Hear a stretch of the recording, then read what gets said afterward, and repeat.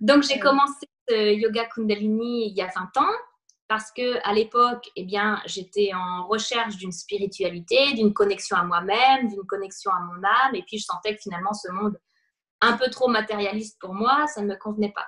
Et bien sûr, avec le yoga Kundalini, c'est un trésor, ce yoga, et j'ai trouvé vraiment des outils qui me permettaient de me connecter au sacré, au divin, et c'est ça qui m'a plu.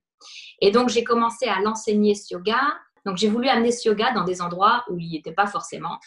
J'ai créé une formation au yoga sur chaise, sur fauteuil pour personnes âgées, en EHPAD. Et puis, j'ai fait aussi une formation au yoga pour les enfants en primaire de 3 à 10 ans.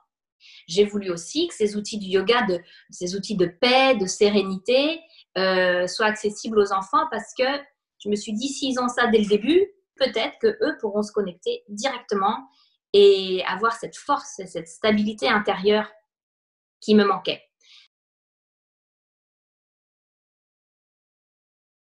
Au fil du temps, je me suis rendu compte qu'il y avait des personnes qui pratiquaient le yoga depuis des années et qui avaient encore des problèmes personnels un petit peu énormes.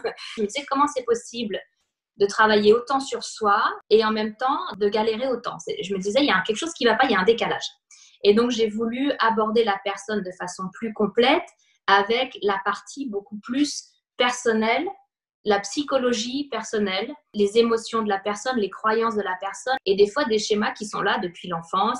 Selon moi, on est là pour être heureux. On a accès au bonheur, mais dans tous les domaines de notre vie.